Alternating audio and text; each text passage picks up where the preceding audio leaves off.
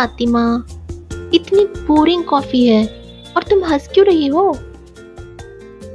अरे बुद्धू, मैं शर्मा रही हूँ, इतना भी नहीं समझ सकती? हैं? वो क्यों? तुम्हारा बॉयफ्रेंड तुम्हें मैसेज कर रहा है क्या, जिससे पढ़ पढ़ के शर्माई जा रही हो? तुम कहना क्या चाहती हो? तुम्हें लगता है कि मैं राघव सर को चीट करूंगी? मैं उनके साथ कोई बेवफाई नहीं करना चाहती। तुम जानती हो मैं कितनी लॉयल हूँ। हाँ, तुम्हें अभी भी लगता है कि राघव सर तुम्हें पसंद करते हैं? अरे, तुमने अभी देखा नहीं? उनको लंच टाइम में बाहर आके फोन अटेंड करने की क्या जरूरत थी? उनके केबिन में तो वो आराम से बात कर सकते थे ना, लेकिन वो बाहर आ गए फोन का बहाना करके, और खड़े भी रहे तो बिल्कुल मेरे सामने। उन्होंने चुपके से मुझे देखा भी। तुम भी ना फातिमा, अब भूल भी जाओ राघव सर को। खुद को झूठी तसल्ली मत दो। तुम सोफे पर से उछल उछल के उनको ताड़ रही थी।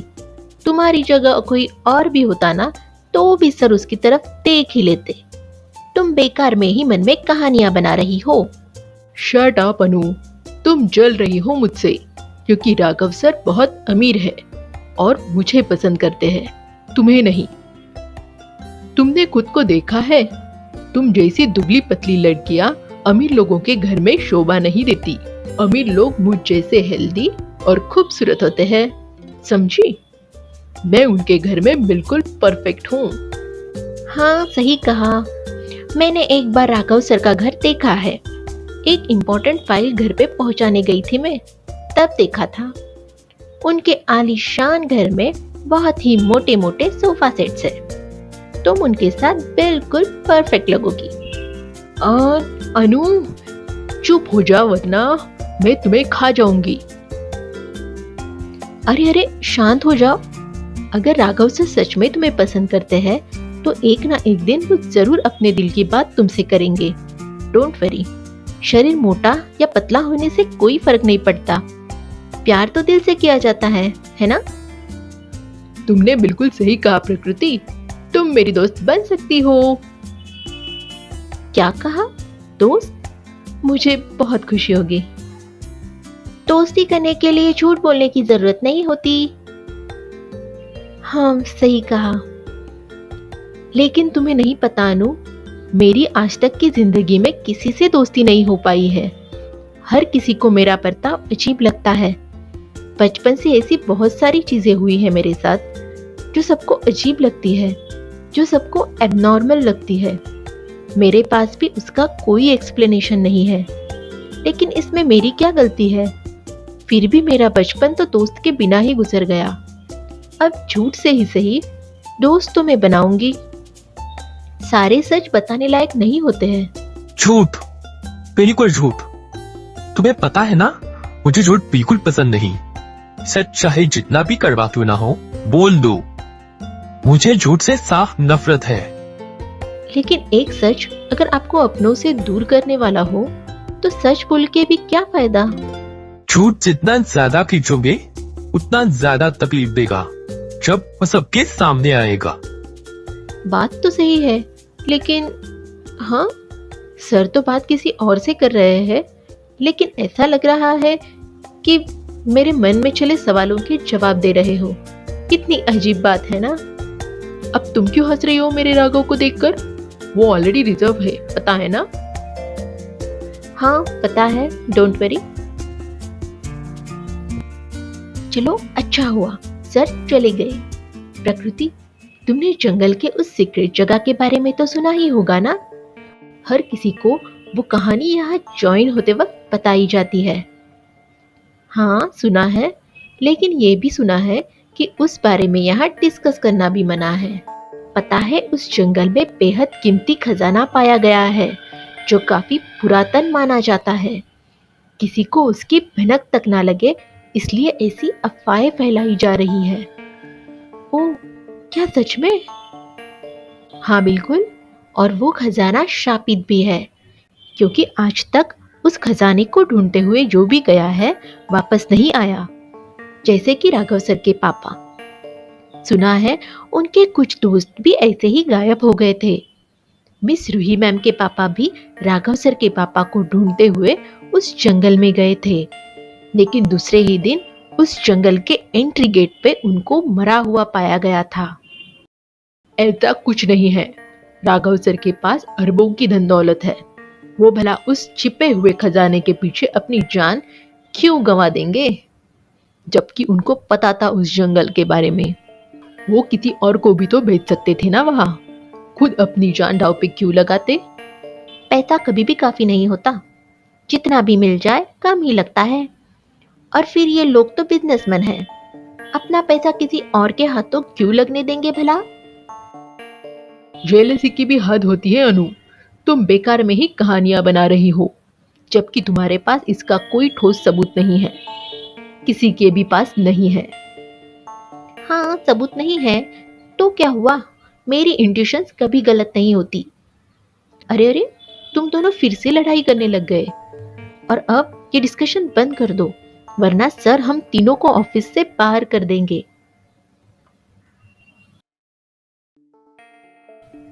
सर, ये फाइल जो आपने मंगाई थी। ठीक है, रख दो।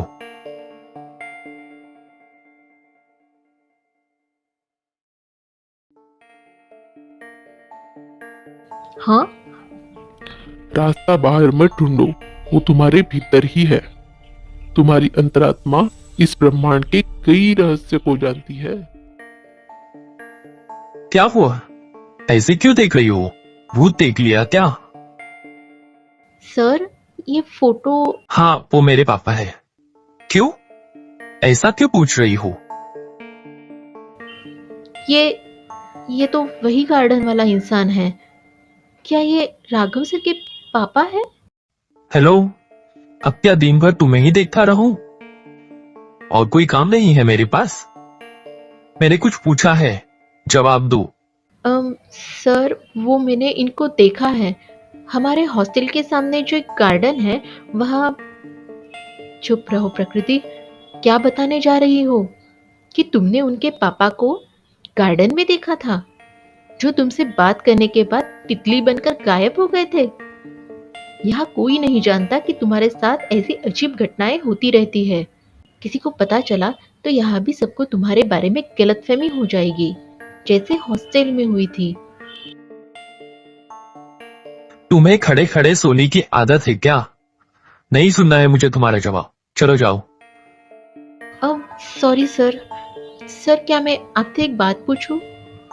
जो भी पूछना है मेरी कर दो, क्योंकि तुम्हारे पास तो ढेर सारा वक्त है, मुझे काम भी करने होते हैं। सर बस एक ही सवाल है, क्या आप ब्रह्मांड की शक्तियों पे विश्वास करते हैं? बिल्कुल नहीं, ये सब एक अंधविश्वास है, बकवास है ये सब। लेकिन हाँ, एक बात तो जरूर है इन शक्तियों में। इन शक्तियों में इतनी ताकत तो जरूर है कि किसी भले इंसान को भी पागल बना दे, किसी को असली दुनिया से निकालकर इमेजिनरी दुनिया में हमेशा के लिए बंद कर देने की ताकत है इन शक्तियों में। तुम इन बातों पे ध्यान मत दो। कौन तुम्हारे दिमाग में ये सब डाल रहा है, बताओ? नहीं सर, वो मैंने इस विषय पर कुछ किताबें पढ़ी थी और मैं काफी कंफ्यूज थी, इसलिए पूछ लिया। माफ कीजिए, दोबारा नहीं पूछूंगी। बात मुझसे सवाल पूछने की नहीं है मिस विकृति।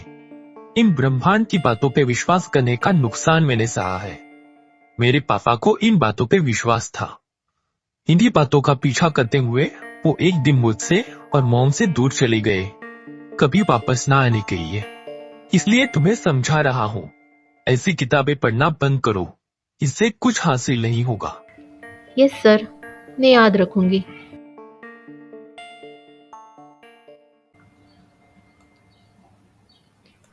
ये लड़की प्रकृति, इसका कुछ तो करना पड़ेगा। लगता है राघव से दोस्ती करने का सोच रही है। राघव कभी किसी से उसके पापा के बारे में बात नहीं करता। मैं तो उसकी बेस्ट फ्रेंड हूँ, लेकिन आज तक उसने कभी मुझसे अपने पापा के बारे में कुछ भी शेयर नहीं किया। और ये कल की ज्वाइन हुई लड़की, इस पे इतना विश्वास क्यों? कुछ कर रूही, कुछ कर। ये प्रकृति एक दिन कहीं तेरी जगह ना ले। राघव भी मेरा है और उसकी अरबों की दौलत भी मेरी है। अगर मैंने उसे हाथ से जाने दिया तो मैं अपने पापा के मौत का बदला कैसे लूंगी? कोई नहीं जानता कि मेरे पापा उस दिन राघव के पापा के पीछे जंगल में उन्हें बचाने के लिए नहीं, बल्कि उनसे वो पुरातन खजाना छीनने गए थे। लेकिन पता नहीं वहां ऐसा क्या हुआ कि उनको अपनी जान गंवानी पड़ गई। लेकिन पापा, मैं आपको हारने नहीं दूंगी। मैं वो सब कुछ पालूंगी जो आप चाहते थे। और राघव तो बचपन से ही मेरा प्यार है। ये प्रकृति की बच्ची मुझसे नहीं जीत सकती। मिस विकृति, अभी के अभी ग्रीन प्रोजेक्ट वाली फाइल नीचे लेकर आओ। बिल्कुल देर मत करना, तुम्हारे पास सिर्फ 2 मिनट है। सर, नीचे मतलब नीचे आपके केबिन में या बिल्डिंग के नीचे? हेलो हेलो, अरे फोन तो कट कर दिया। Miss Ruhi ma'am, Raghav sir कहाँ पे है इस वक्त? मुझे ये फाइल देनी है। हाँ, वो नीचे है, या इस विंडो से देख लो, तुम्हें पता चल जाएगा वो कहाँ है। Okay ma'am.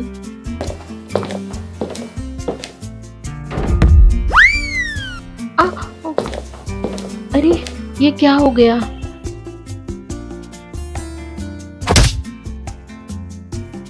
हे, ये क्या हो रहा है? प्रकृति, वो फाइल नीचे जाकर सर के हाथ में देनी थी। तुमने तो इतनी ऊपर से नीचे फेंक दी, वो भी सीधा राघव सर के सर पे। राघव सर सही कहते हैं, प्रकृति नहीं विकृति ही सही नाम है तेरे लिए। कैसे कर लेती हो ऐसी गलतियां? अब तो मेरे 200 रुपीस ही नहीं, पूरी सैलरी चली जाएगी। अब क्या करूं क्या करूं क्या करूं, कहाँ जाऊं? नीचे तो नहीं जाऊंगी मैं। ग्रीन प्रोजेक्ट फाइल मतलब मिस विकृति, इसका जवाब तो तुम्हें देना ही पड़ेगा। 2 मिनट में फाइल लाने को कहा था, 2 सेकंड में नहीं। इसकी हिम्मत कैसे हुई मेरे ऊपर फाइल फेंकने की?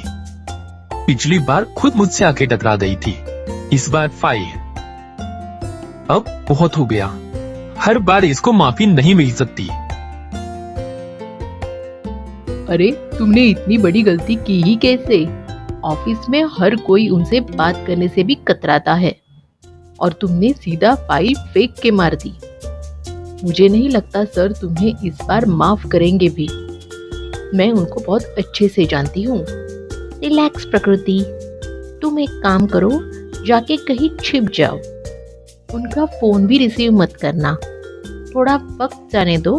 सर अपने कामों में अक्सर बहुत बिजी रहते हैं। एक बार काम में बिजी हो जाएंगे तो तुम्हारी फाइल वाली इंसर्ट भी भूल जाएंगे। फिर कल उनसे माफी मांग लेना, तब तक उनका गुस्सा थोड़ा शांत हो जाएगा।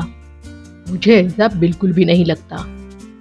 तुम्हें अभी जाके उनसे माफी मांगनी चाहिए, वरना कल तक गुस्सा दुगना हो जाएगा। हाँ, मुझे आइडिया देने के लिए आप दोनों का बहुत बहुत शुक्रिया। मैं दोनों आइडियाज यूज करूंगी। मैं उनके सामने भी नहीं आऊंगी और उनसे माफी भी मांगूंगी। बस दुआ करो कि आइडिया काम कर जाए। लेकिन वो कैसे? सॉरी कार्ड भेजकर? नहीं, वो फाड़कर फेंक देंगे, फिर मैसेज या कॉल करके। फिर वो और भी ज्यादा गुस्सा करेंगे कि मैंने सामने आकर उनसे सॉरी बोलने की भी तकलीफ नहीं उठाई। हाँ समझ गई, तुम सर को अपॉलॉजी लेटर ईमेल करोगी। वो भी नहीं कर सकती, क्योंकि उन्होंने मेल पढ़ा या नहीं पता कैसे चलेगा। फिर बताओ ना, क्या है तुम्हारे दिमाग में? तुम हो फातिमा, तुम ही अब मुझे इस प्रॉब्लम से बाहर निकाल सकती हो। तुम्हारी बातों से लगता है कि तुमसे ज्यादा सर को और कोई नहीं जानता। तुम जाके सर को बोल दो ना, प्रकृति से ये सब गलती से हो गया था और अब वो बहुत शर्मिंदा है, इसलिए उनके सामने नहीं आ पा रही है। प्लीज तुम बोल दोगी ना कि वो मुझे माफ कर दे? अरे नहीं नहीं, मैं नहीं कर सकती ये सब। और वैसे भी हमारा रिश्ता निजी है, मैं हमारे संबंधों को किसी के फायदे के लिए उपयोग नहीं कर सकती। अब दोस्ती की है तो निभानी तो पड़ेगी फातिमा। तुम एक काम करो, प्रकृति को सच ही बता दो कि राघव सर तुम्हें घास तक नहीं डालते। माफीनामा क्या खाक सुनेंगे? अच्छा ठीक है, मेरी वजह से तुम दोनों झगड़ा मत शुरू करो। आई थिंक मुझे अब शेर के मुंह में हाथ डालना ही पड़ेगा। जाके बस सॉरी बोल के बात खत्म कर देती हूँ।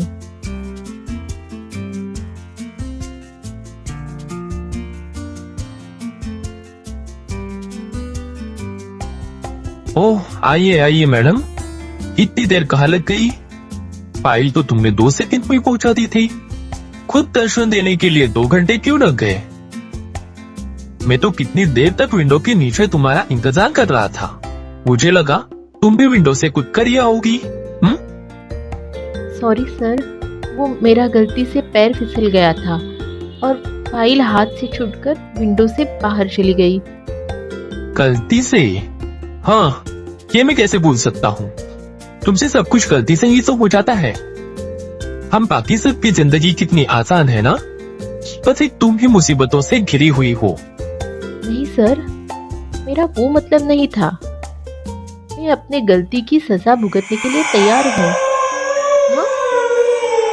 ये तो वही आवाज है ना जो रोज रात को 2 बजे के बाद आती है, लेकिन अभी तो 7 बजे है, तो ये आवाज।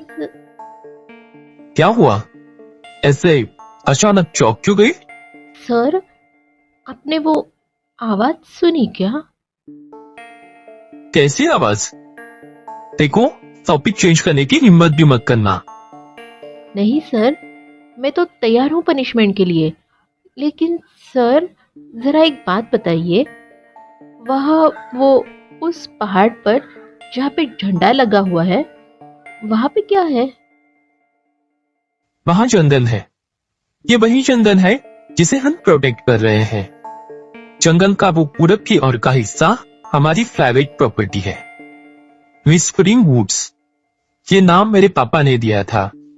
उनको लगता था कि इन पेड़ पौधों की भी अपनी एक भाषा होती है, जिसे समझने के लिए इनके बीच रहना पड़ता है।